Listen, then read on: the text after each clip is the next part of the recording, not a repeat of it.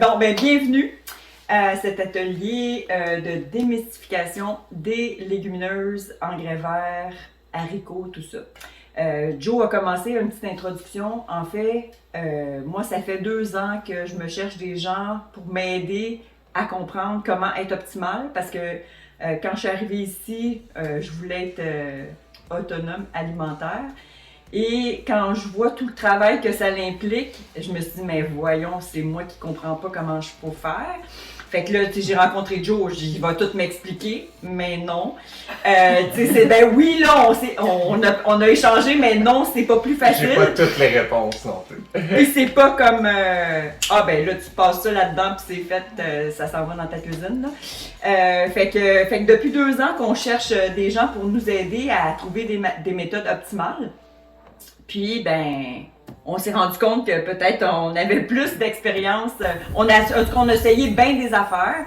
Fait qu'on s'est dit, ben, on va partager ça. Puis, après, ben, peut-être les gens qui ont essayé d'autres choses vont nous venir.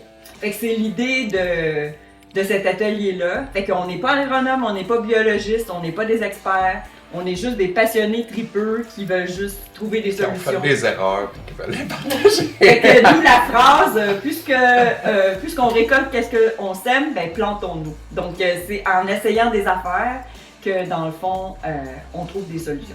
Personne n'a vraiment besoin de se faire présenter de Joe, mais... Ben, par rapport à ça, je dirais moi aussi, là, tu sais, comme Christiane, je trippe autonomie, puis par rapport aux grains, aux légumineuses, c'est que t'sais, on n'en trouve pas d'informations. Il y a soit l'information vraiment vieille, ancestrale, là, mais c'est comme une information touriste. Là, il montre ce qu'il faisait, comment on appelait ça, mais il n'y a pas les infos pour voir vraiment les côtés. Sinon, aujourd'hui, tout ce qu'on trouve, c'est des affaires comme ultra industrialisées. Là. Fait que moi, mon background, pourquoi je suis là, c'est que je me suis fait chier en tabarnak à essayer de comprendre des affaires, à tester ce que je trouvais pas dans les livres, soit historique ou nouveau. Puis finalement, comme Christiane dit, là, je suis pas un méga spécialiste, mais au moins, il y a une couple d'affaires que j'ai faites qui fonctionnent. Puis il y a plein de concepts aussi là-dedans que même si tu as utilisé avec un grain, admettons, mais qui peuvent s'appliquer à d'autres grains aussi. Là. Fait que, et vice-versa. Ouais, aussi. Chaque culture a comme sa particularité. Fait que là, tu te penses bien hot, puis là, tu le fais dans l'autre, puis là, ça marche pas. Ou tu as des surprises. Ouais. Il faut que tu innoves.